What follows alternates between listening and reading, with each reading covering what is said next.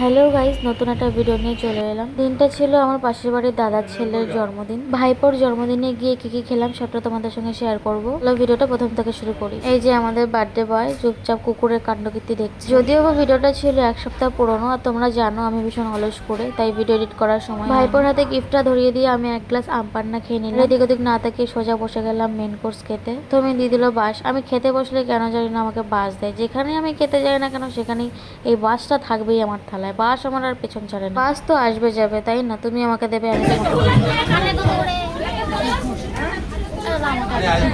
খেতে বসে প্রথমে কেক দিয়ে দিয়েছিল, যেটা আমি খেয়ে নিয়েছি, দেখানো হয়নি। তারপরে দিয়েছিল এই ফিশ কাটলেটটা সত্যি সুন্দর ছিল। এরপরে দিয়েছিল কড়াইশুটির কচুরি আর মটর পনির, এটাও ভালো ছিল খেতে। যাই হোক, এসব খেয়ে পেট ভরিয়ে লাভ নেই। দেখো, জীবনে খাওয়া ছাড়া আছে কি, তাই না? আজকে খাবো, কালকে মরে যাবো। খেয়ে তারপরে না খেয়ে মরলে একটা আফসোস থেকে যাবে না? তারপরে দিয়েছিল ফ্রাইড রাইস আর চিকেন চাপটা ছিল দুর্দান্ত। খাওয়ার সাথে কোনো কম্প্রোমাইজ হবে না, খেয়ে যেতে হবে।